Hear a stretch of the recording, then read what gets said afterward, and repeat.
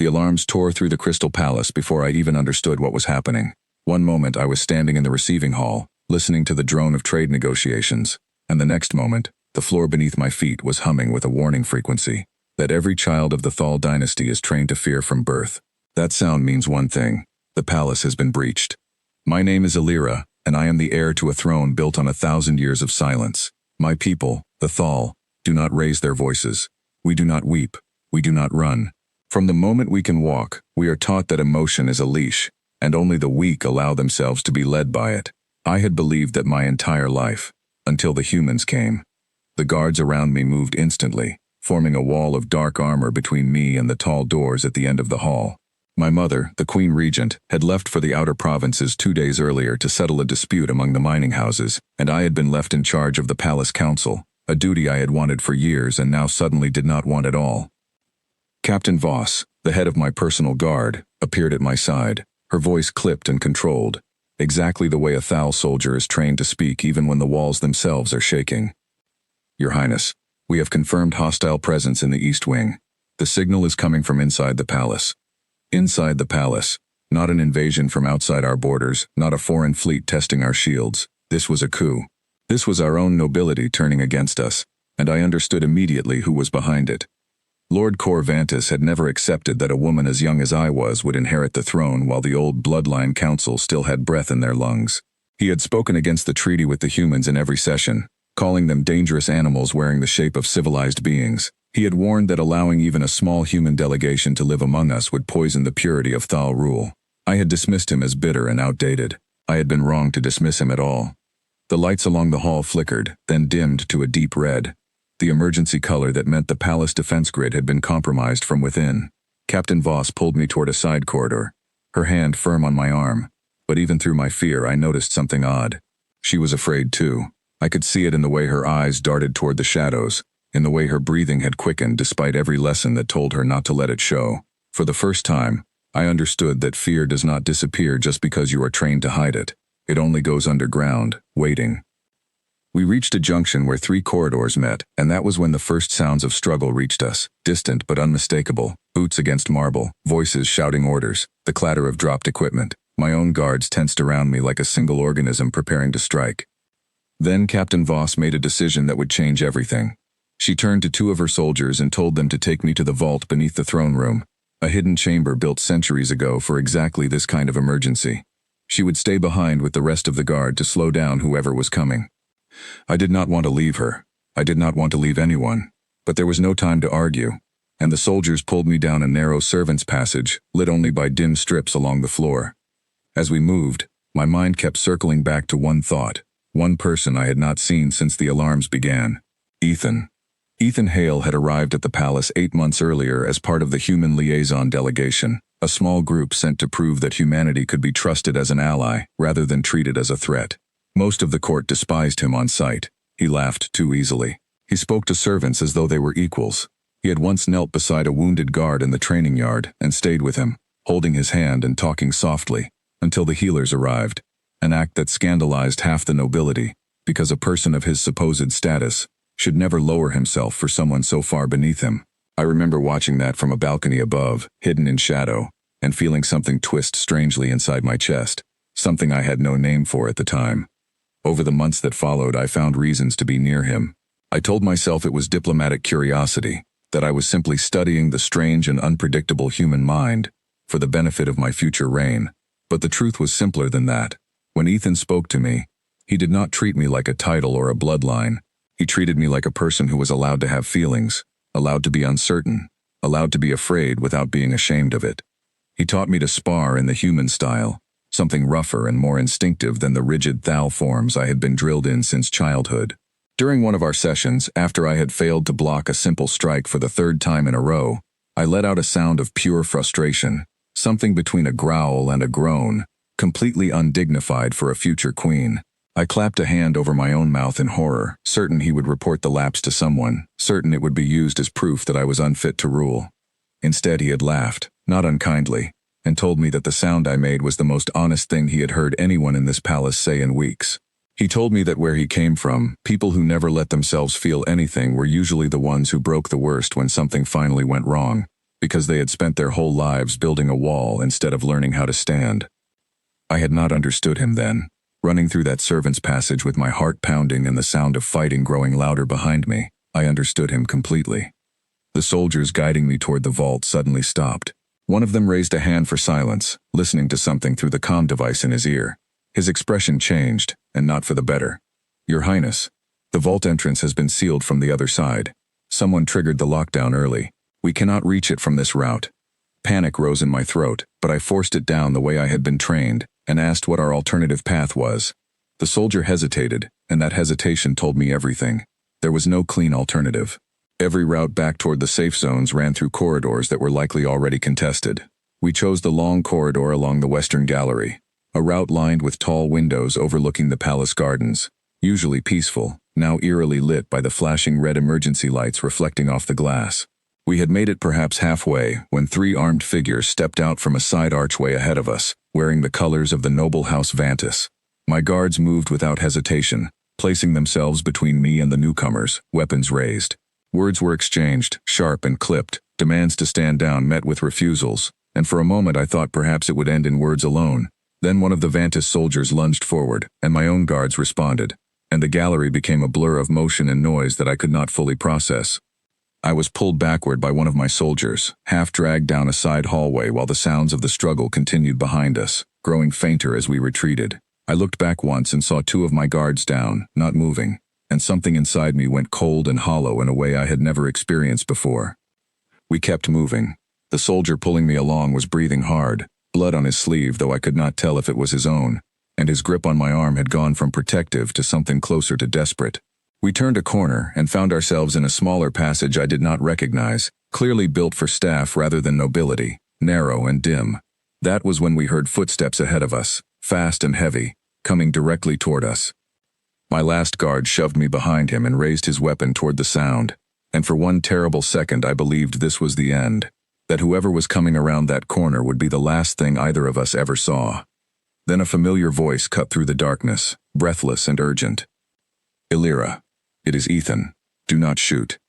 My guard did not lower his weapon immediately, training overriding relief, but I stepped out from behind him despite every rule of protocol screaming at me not to expose myself, because some part of me simply had to see him. He came around the corner a moment later, dressed in the plain gray uniform of the human delegation rather than any ceremonial armor, a weapon slung across his back that I had never seen him carry before, his face marked with a shallow cut along one cheekbone that had already stopped bleeding. He looked exhausted and furious, and, when his eyes found mine, flooded with a relief so total it seemed to steady his entire body. He told us quickly what he knew. Lord Vantis had moved his private guard into the palace under the cover of a supply delivery, timed for the hours when the Queen Regent was away, and security rotations were at their thinnest. His plan was simple and brutal in its simplicity. Remove me, install a cousin from a rival branch of the royal bloodline who would be easier to control, and present the entire affair to the wider empire as an unfortunate accident, rather than the calculated seizure of power that it actually was.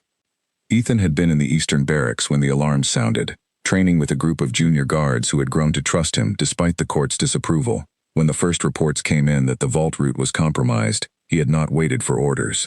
He had simply started moving toward where he believed I would be, cutting through service corridors that most nobles did not even know existed, because unlike the nobility, the human delegation had spent months actually talking to the palace staff instead of ignoring them. "There is a secure exfiltration point on the lower terrace," he told us. "An old delivery gate that the noble houses probably forgot exists because it was built for servants and merchants, not for royalty. If we move now, we can reach it before Vantis realizes it is even an option." My remaining guard looked at me, waiting for my decision, because despite everything happening around us, I was still the highest-ranking person present, and the choice was still mine to make. I chose to trust him. I chose to trust Ethan completely, without hesitation, in a way that would have horrified every tutor and advisor who had ever shaped my upbringing. We moved together through the narrow passage, Ethan leading with a confidence that came not from rank but from simply having walked these halls with people the rest of the court considered beneath their notice.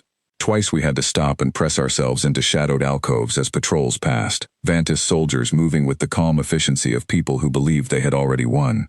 Each time, Ethan positioned himself slightly in front of me without ever making it look deliberate, a habit I doubted he was even aware of. We were perhaps 2 turns away from the lower terrace when the corridor opened suddenly into a wider hall, one I recognized immediately as the outer approach to the throne room itself. Tall arched windows on one side looking out over the gardens, ornate columns on the other supporting a ceiling painted with the founding legends of my dynasty. And standing in the middle of that hall, flanked by 6 armed soldiers, was Lord Cor Vantis himself. He did not look surprised to see us. If anything, he looked satisfied, as though this confrontation was simply the final piece falling into place exactly as he had planned it. "Your Highness," he said, his voice carrying the same cold formality it always had, even now. "I had hoped to conclude this matter with more dignity, but it seems dignity has never been a priority for you. Not since you began keeping company with animals wearing human faces." Ethan's jaw tightened at the insult, but he said nothing, his focus entirely on the 6 soldiers spreading out slowly to block every direction we might run. Vantis continued, addressing me directly now. "Step away from the human, Elira, and I promise your transition will be swift and painless. Your cousin will honor your memory. The Empire will remember you as a queen who died protecting Thal purity from foreign corruption, rather than the truth, which is far less flattering to your legacy." Every lesson of my childhood told me exactly how to respond to this. Stand tall, speak with cold precision, show no fear, no anger, nothing that could be used as evidence of weakness. I had spent my entire life rehearsing for a moment like this without ever knowing it was coming. Instead, I felt something entirely different rising in my chest, something hot and fierce that had no interest in dignity or precision. I thought of the 2 guards left behind in the western gallery, unmoving on the marble floor. I thought of Captain Voss, staying behind to buy me time, her fear hidden but present all the same. I thought of everything Ethan had taught me about what it actually means to be strong, and I understood, with sudden and absolute clarity, that Lord Vantis was the one who did not understand strength at all. I stepped forward instead of back, ignoring the soft warning sound Ethan made beside me. "You call him an animal," I said, my voice steadier than I expected, "because he shows people that he cares about them without shame. You call that corruption. I call it the only honest thing anyone in this palace has ever shown me. You want my throne because you believe fear and silence make a ruler strong. You are wrong, and today you are going to learn exactly how wrong you are." Vantis's expression flickered, something between irritation and genuine surprise, and in that brief distraction, everything happened at once. Ethan moved first, faster than I had ever seen him move in our training sessions, closing the distance toward the nearest soldier before the man could fully raise his weapon. My remaining guard engaged a second soldier, and the hall erupted into motion, shouts and the clash of equipment echoing off the painted ceiling. I pressed myself back against a column, heart hammering, watching Ethan fight with a controlled intensity that was nothing like his easy laughter during our sparring sessions. Every movement purposeful, every strike measured to disable rather than destroy. He was outnumbered, 3 soldiers converging on him at once, and for a horrible moment I thought I was about to watch him fall the way my guards had fallen in the western gallery, but he did not fall. He moved between them like water finding the smallest gap in a wall, using the narrow space of the hall against them, forcing them to hesitate and stumble into each other rather than strike freely. Vantis, watching his soldiers fail one by one, finally moved himself, drawing a weapon from beneath his ceremonial robes and raising it toward Ethan's exposed back while he was still occupied with the last of the 3 soldiers. I did not think. I did not calculate the risk or weigh the consequences the way every tutor had trained me to do before taking any action at all. I simply moved, throwing myself forward and slamming into Vantis's arm just as he fired, sending the shot wide, sparking harmlessly off a marble column instead of finding its mark. Vantis staggered back in shock, not from the impact, which was slight, but from the sheer audacity of it. The heir to the Thal throne physically throwing herself at a lord of the old council, rather than standing back and letting others fight for her. That single moment of hesitation was enough. Ethan finished the last soldier with a swift, controlled motion and turned just in time to see Vantis recovering his balance, weapon already rising again, this time aimed squarely at me. What happened next took less than 2 seconds, though it felt, to me, like it stretched on forever.